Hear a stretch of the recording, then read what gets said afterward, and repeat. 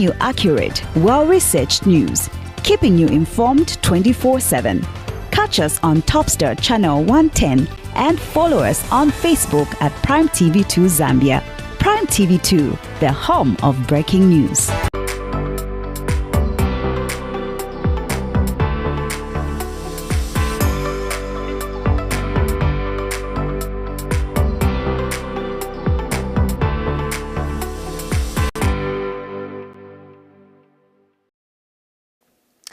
A lovely good afternoon to you, and of course welcome to Africa in Perspective on PTV2. My name is Rhoda Mlenga. Across the continent today, nations are making critical decisions that will shape the future of their people, their resources and their governance, from landmark agreements in the Sahara to rising tensions on the streets of South Africa and major economic and political developments unfolding in Zimbabwe and Burundi. Africa, of course, is moving at a fast pace, adapting and responding to change. We bring you the stories that matter, the voices behind them, and of course the perspective that connects it all. Let's get started with our first story. Now, Libya, Algeria and Tunisia have signed a landmark agreement to ensure the fair and sustainable use of a vast underground water reserve shared across their borders. The deal, known as Tripoli Declaration, focuses on improving cooperation in managing the northwestern Sahara aquifer system, one of the largest groundwater reserves in the world. Now, the three countries emphasize the need for stronger coordination to address growing challenges such as climate change and increasing water demand. Libya's Water Resources Minister Hosni Audet said the pressures on water resources require joint action and closer regional integration. The aquifer, which holds an estimated 40 trillion cubic meters of fossil water, has of course supported communities for centuries. However, modern extraction methods, including deep boreholes reaching up to 1,000 meters, are accelerating its depletion. Algeria holds the largest share of the reserves, followed by Libya and Tunisia.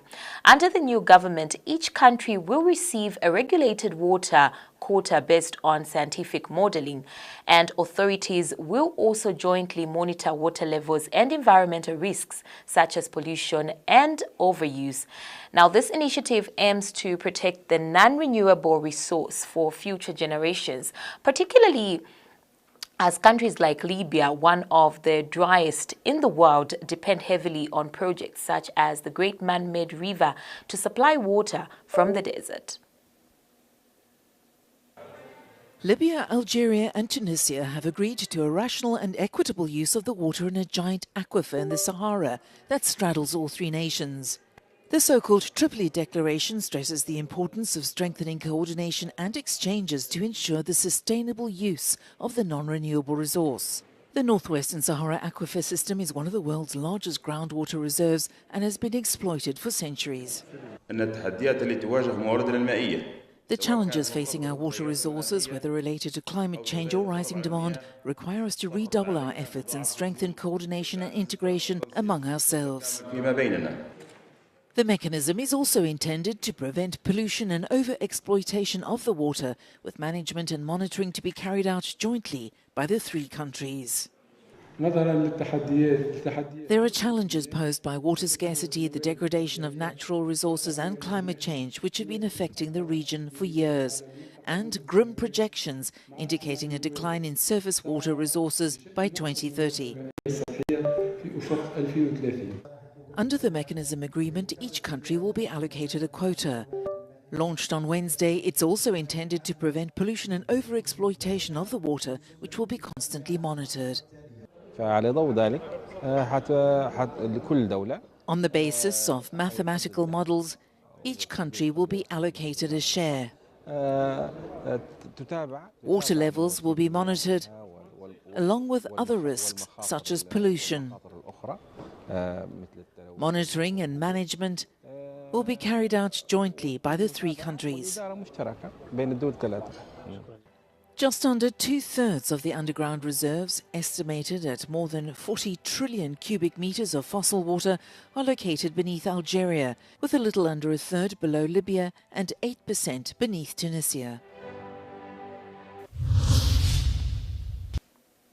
Now, this agreement highlights the importance of regional cooperation in safeguarding natural resources for future generations. We're still up and about in Africa to see what's making news, of course, around the continent. We move on to our next story. Now, crowds gathered in Johannesburg on Wednesday to protest against illegal immigration amid rising tensions between locals and foreign nationals. Now, the demonstration is part of a broader wave of anti-immigration protests across South Africa, with similar action reported a day earlier in the capital, Pretoria. Organizers are calling for stricter enforcement of immigration laws and large-scale deportations. Protest leaders rejected claims that their actions are driven by xenophobia.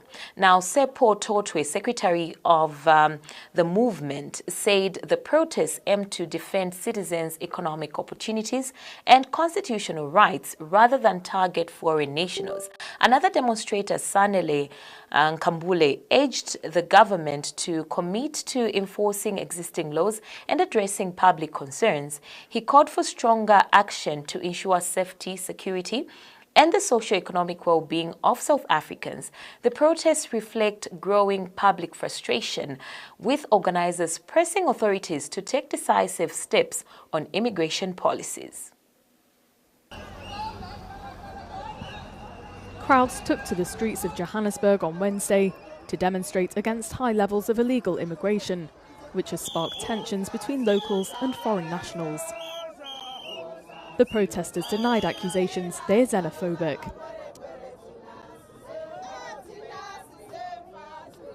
We are here to partake and collaborate with March on March on a progressive march that is involving different organizations and also national forums to collaborate and fight against the foreign nationals that are taking advantage of our economical freedom in our country and also in our lifetime. And that is the key purpose for us to indicate and send a message that we are being labeled as xenophobic. And that is not a point of saying that we are xenophobic. We are emphasizing and fighting our constitutional right in terms of our freedom of expression and fighting for the legal rights that we are having. Another demonstrator accused the government of not following current legislation. We know the March and March movement hereby calls upon government of the Republic of South Africa to make a formal declaration of commitment to the issues and concerns raised in this memorandum. Such declaration should affirm government's intention to uphold the rule of law, enforce existing legislation, and prioritize the safety, security, and socio-economic well-being of South Africans. The anti-immigration groups are urging the government to enforce immigration laws and mass deportations.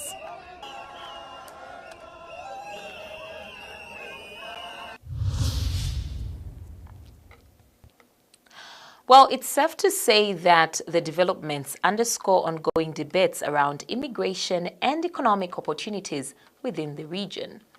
We move on to Zimbabwe, where Zimbabwe shipped its first consignment of lithium sulfate on Monday, raising Harare's hopes of becoming a hub for battery minerals processing.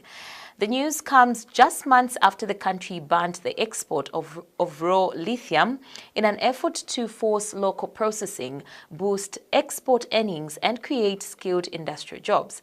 Chinese investors have spent millions of dollars to build plants to process lithium in a form that Zimbabwe would allow to exit.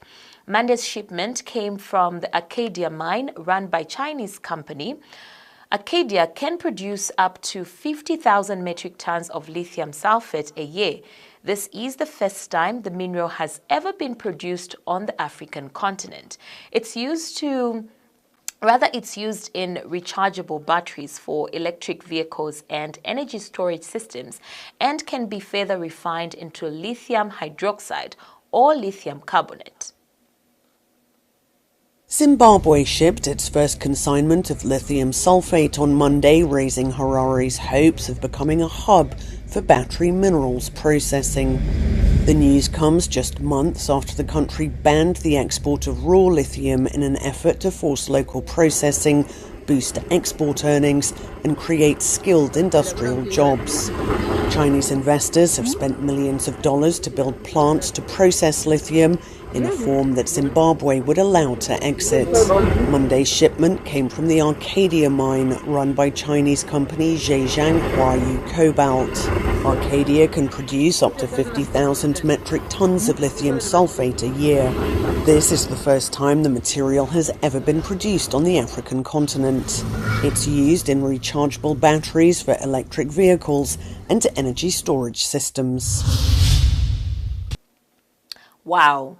Obviously, Zimbabwe's move signals progress in value addition and industrial development within Africa's mining sector. We move on. A court in Johannesburg has ordered the deportation of Bellarmine Chatunga Mugabe, the youngest son of former Zimbabwean leader Robert Mugabe, after he admitted to being in the country illegally. The 28-year-old had been in custody since mid-February in connection with a shooting incident involving a gardener during sentencing.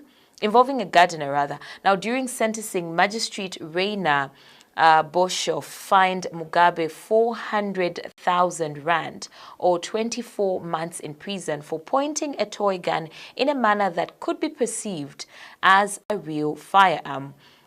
Now, in addition to the fine, the court also ruled that Mugabe be deported, with authorities instructed to escort him out of South Africa. The court also handed down a custodial sentence to a co-accused, emphasizing that imprisonment was appropriate despite considerations of mercy.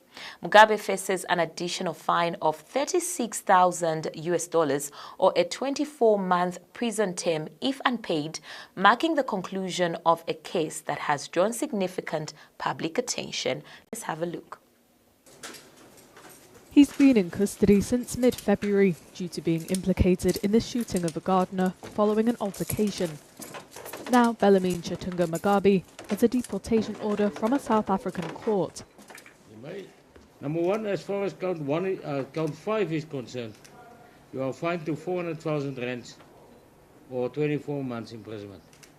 That is now the pointing of the toy gun or that was likely to lead the person to believe it was a firearm. It is also ordered that you be deported. You will be escorted by the investigating officer who is here at court today and who must be complimented for that. The youngest son of Zimbabwe's former president, he admitted to being in South Africa illegally.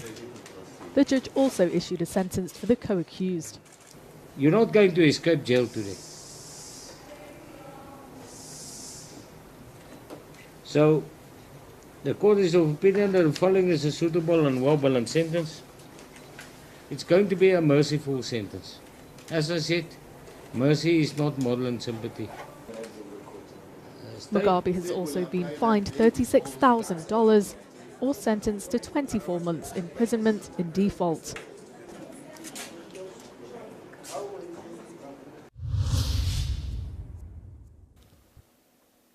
Quite interesting. Well, the case highlights the importance of accountability and the rule of law. We move on, and in other news, Evariste Ndayishimiye has been nominated as the ruling party's candidate for Burundi's next presidential election, expected to take place this year. The announcement was made by the CNDD-FDD party, which confirmed that Ndayishimiye will seek another 7-year term. As most of us know, the 57-year-old leader has been in power since 2020, succeeding longtime President Pierre Nkurunziza following his death. In a message shared on X, Ndayishimiye thanked party members for their confidence and pledged to continue working towards peace and development in Burundi. Now widely seen as the front-runner, Ndayishimiye first came to power in elections that were criticized by observers over alleged allegations of fraud and the exclusion of key opposition figures. Opposition voices remain skeptical about the credibility of the upcoming address economic challenges, including shortages of raised concerns over ongoing human rights violations in the country. Burundi, a landlocked nation of about 15 million people, continues to grapple with the legacy of 2015 political crisis triggered by Nkurunziza's controversial third-term bid.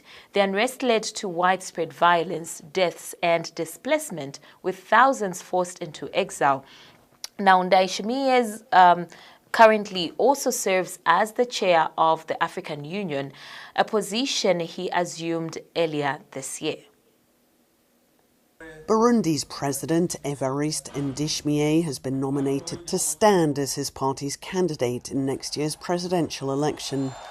On Sunday, the ruling CNFDD-FDD said in a post on social media that it had named Ndayishimiye as its choice for a 7-year mandate in next year's poll.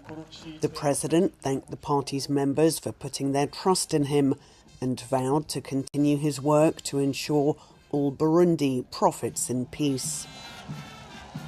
An opposition spokesperson responded by saying this means he's being given another 7 years to go on impoverishing and destroying the country, adding that next year's vote will not be an election by international standards.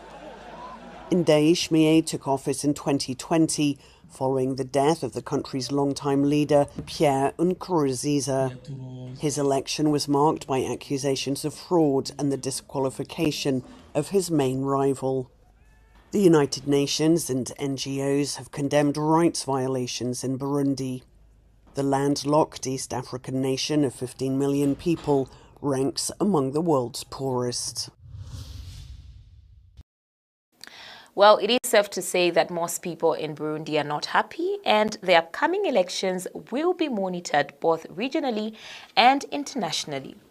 And of course, that's it for our Africa in Perspective this afternoon. And as the continent continues to navigate complex challenges and emerging opportunities, one thing remains clear. Watching for more in-depth coverage and analysis.